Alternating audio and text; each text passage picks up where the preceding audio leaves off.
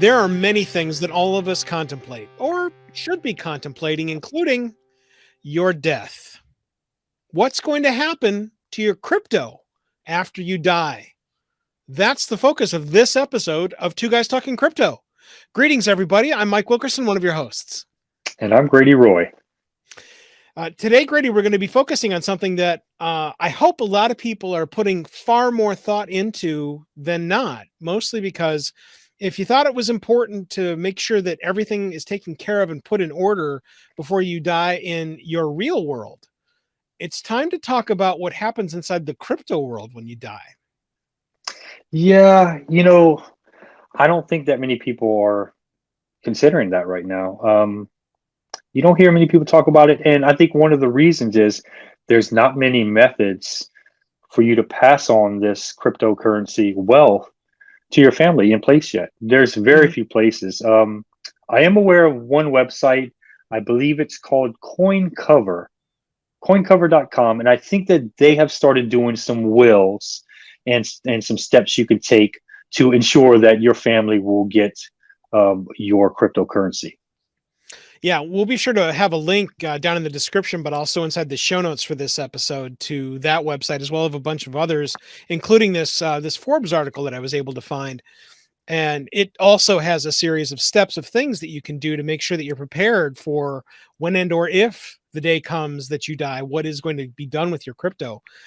This kind of goes back to doing some estate planning. Yeah.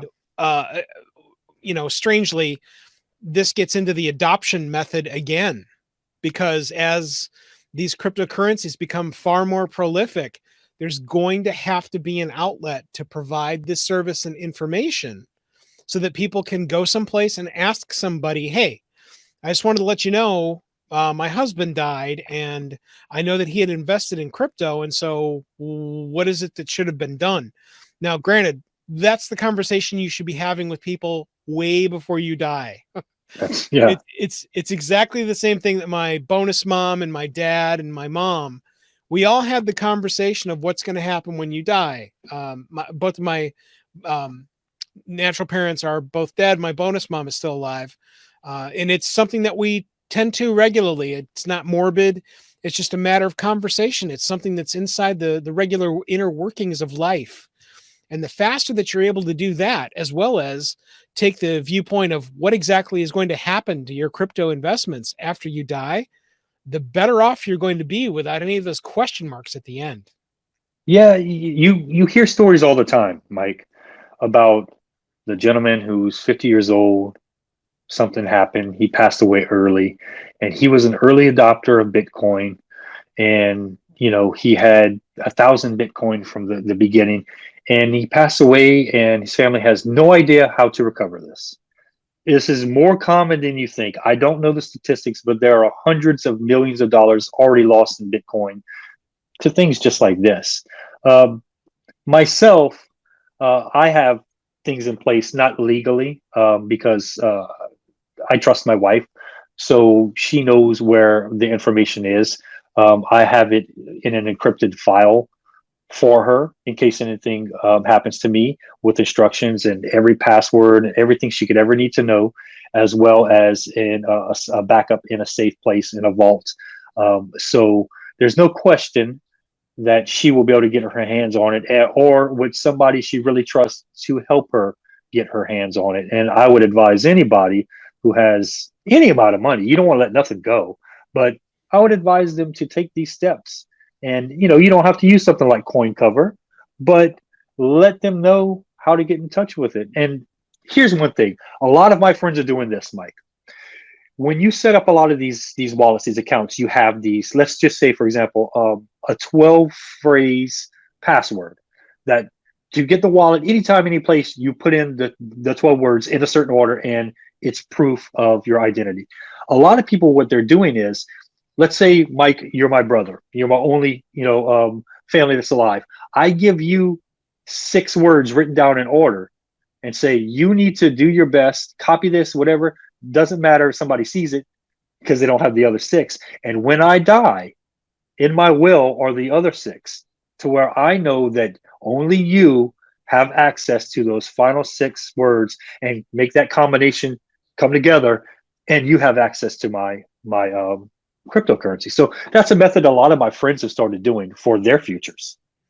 That's very interesting. And the other thing that this brings up is one of the most important points I remember when we talked about originally passwords inside of crypto, and we're going to hit it again, especially as we start meeting people that are far more intelligent about it than I am.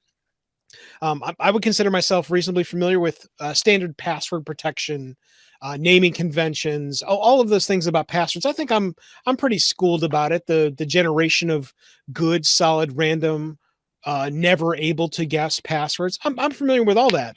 Right. And I was gobsmacked when I heard that we need to write down your 12 given words on a piece of paper and I put know. that into I as a computer guy that's been operating inside of the digital world for over 25 years now, I'm horrified when I hear that, because it is the antithesis of everything inside of you don't want to get your stuff hacked. Yeah, you're right. I have a And master's degree in computer information systems and cybersecurity, and it blows my mind too. But this is the method.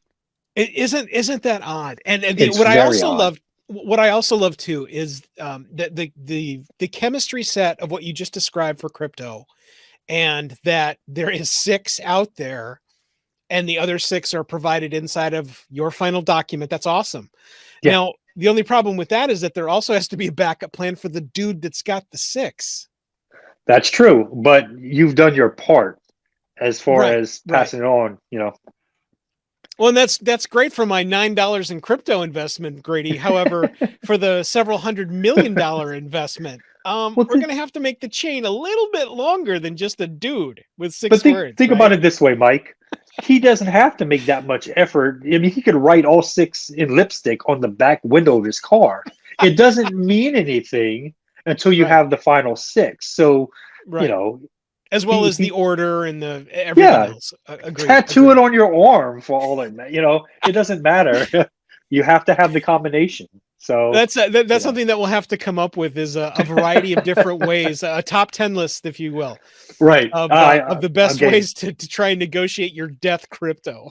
Well, I mean, that's a Awesome. great thing. We'd like to know from the listeners out there, if you have done, what have you done? Any kind of neat little odd tricks or things that you've thought about to pass on, your cryptocurrency to your loved ones? Leave those comments for us. We'd love to know. Yeah, again, the comments down below, they always start up some more great conversation, and Grady and I are always interested in knowing what you guys think about what's going on inside of the world of all things crypto, all of which you're going to hear about inside of Two Guys Talking Crypto. Until next time, I'm Mike Wilkerson, one of your hosts. And I'm Grady Roy. Thanks for watching this episode of Two Guys Talking Crypto. See you next time.